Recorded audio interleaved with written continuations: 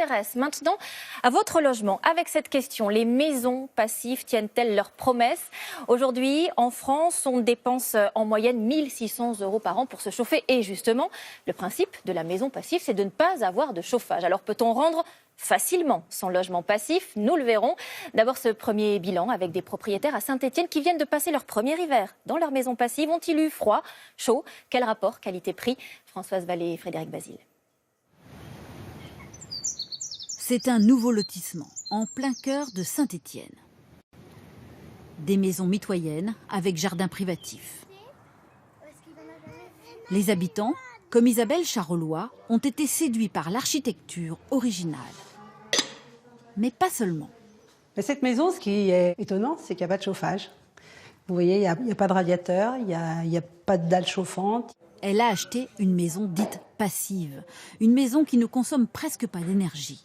En emménageant ici début décembre, elle avait tout de même pris ses précautions avec un radiateur d'appoint. Même avec les températures très froides qu'on a eues, je n'ai pas eu besoin de le mettre. C'est très simple, il n'y a pas grand-chose à faire. Le système fonctionne par lui-même, on le met en route et puis après, ça y est, ça fonctionne, il n'y a pas de réglage. Tout est fait pour garder la chaleur. De larges ouvertures au sud pour laisser rentrer le soleil, une isolation parfaite, des portes et fenêtres triple vitrage. Dedans, on a 3 vitres, des fenêtres qui sont extrêmement larges et épaisses pour l'isolation. Isabelle Charolois a payé cette maison 188 000 € pour 93 mètres carrés. Elle dépense moins de 20 € par mois en eau chaude et ventilation. La ventilation, c'est pour les concepteurs du projet la clé de voûte de la maison passive. Quand même un tout petit peu la machine. Là, on est bien à 20 degrés.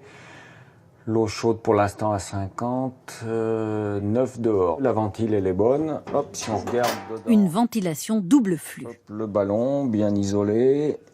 Au lieu de jeter de l'air chaud dehors, elle va récupérer la chaleur. Parce que de la chaleur, on en a dans la maison. Nous, on est dedans. Là, on est 4. On développe 350 watts. On fournit de la chaleur. Si on met la cafetière, c'est 1000 watts. La plaque électrique, 2000 watts. En fait, on va garder la chaleur dedans. L'air étant filtré en permanence, il n'y a pas d'humidité dans la maison.